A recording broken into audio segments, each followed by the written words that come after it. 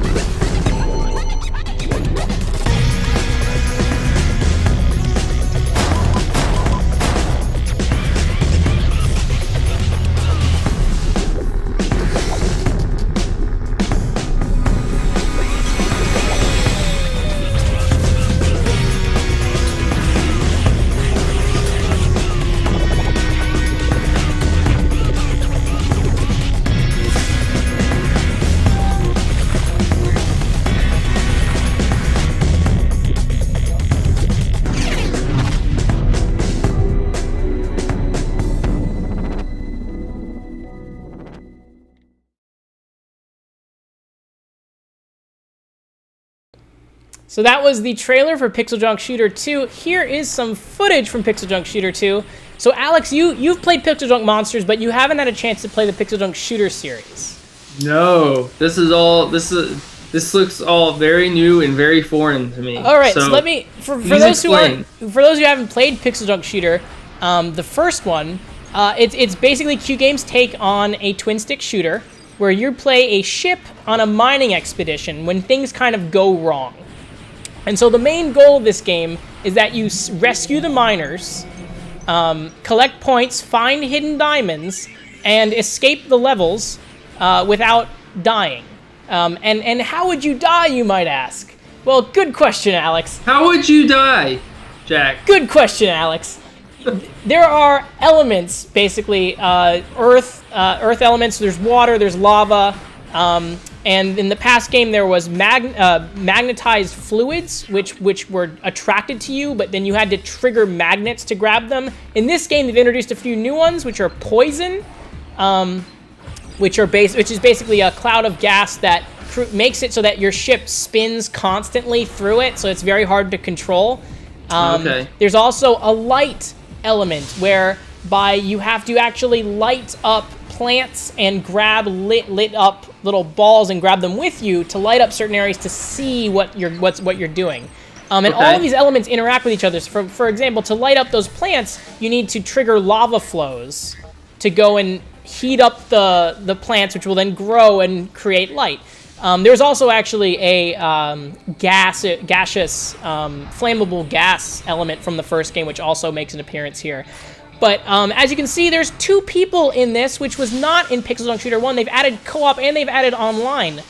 So co-op works great. It's basically you get 2 people to help you out with that level. Online is actually a whole new beast, where online is actually kind of a versus mode, and you have to try and grab a survivor, which are the little miners, and kind of capture them and bring them back to your base. And do it before the other person finds you. There's a bunch of power-ups and level-ups, and you can rank up, and you unlock, like, heat-seeking missiles or special bullet hell sections and stuff like that. It's really fun. Nice. Now, PixelJunk Shooter 2 kind of ups the ante in the I would say, creativity of the levels. It gets very difficult towards the end. And I've got to say, the final boss, I played that thing for a solid hour before I finally beat it. I was determined to beat that boss. Really difficult, but a whole lot of fun. I don't think this is your first shooter game. I guess maybe the earlier levels, sure. It's a lot of fun. But I wouldn't say that if you're a beginner, that this is necessarily a great intro for you.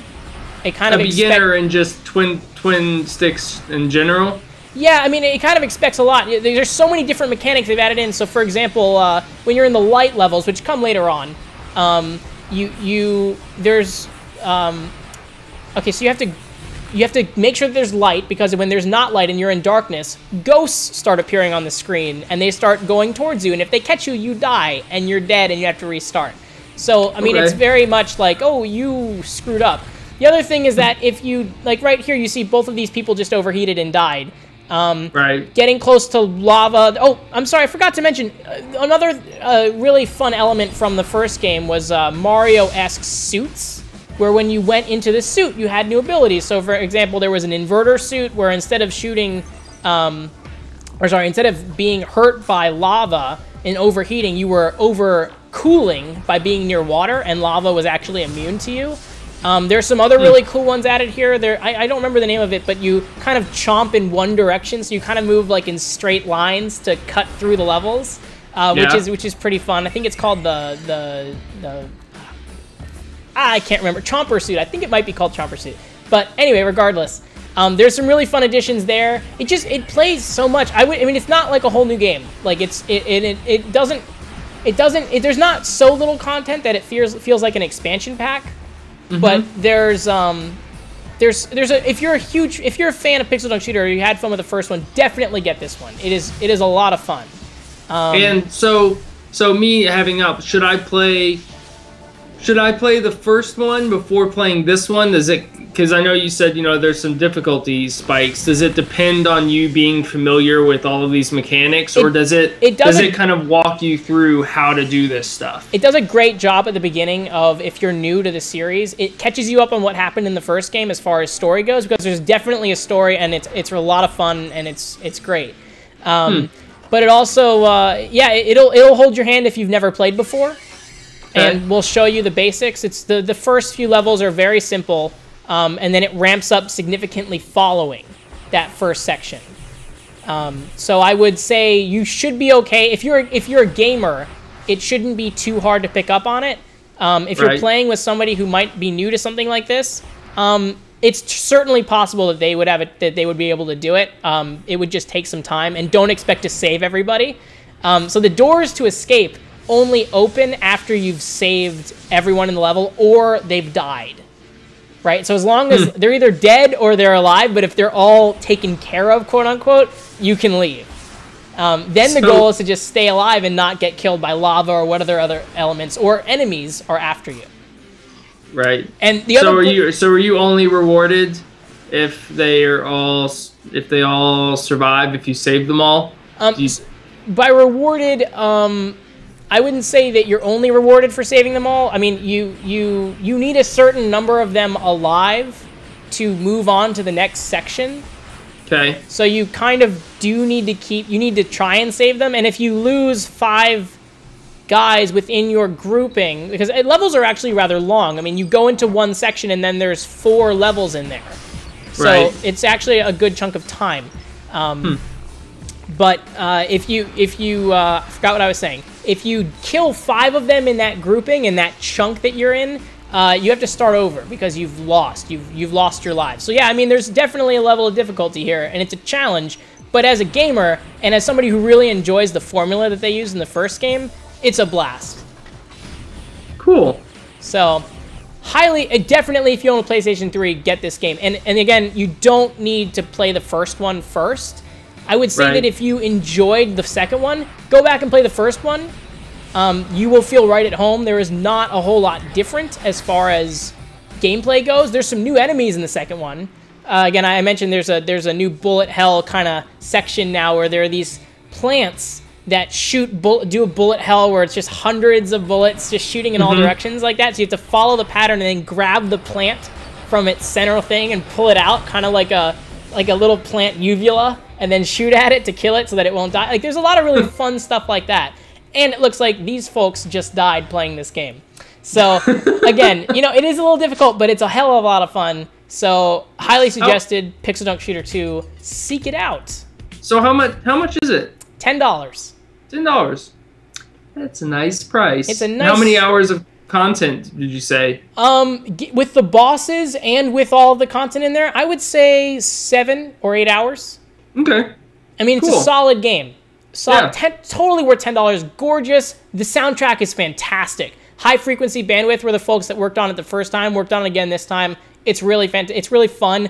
The survivors are really funny, and they're all named after people who work at Q Games. So it's kind of a blast. And online multiplayer, that's a bit of a different beast. I didn't totally get into it. It is very difficult. I think I need to play a lot. Like, I feel like there's a big barrier to entry because it's so different from any other online game you've played before. Right. But the great thing about it is people are very nice in this game online. I was playing and people were sending me messages and tips on what to do, and people wanted to voice chat and explain to me things, and I was just like, this is a really cool. nice community of people. It's very odd for me. I've never experienced that before in an online game. So I know I've been playing Gears of War 2 online, and it is the exact opposite experience. So that's good to hear. It's good to hear that there's a good, nice community around that. It's really great. So definitely pick that one up, PixelJunk Shooter 2. My name is Jack Bogdan. My name is Alex Grimling. And thanks for watching.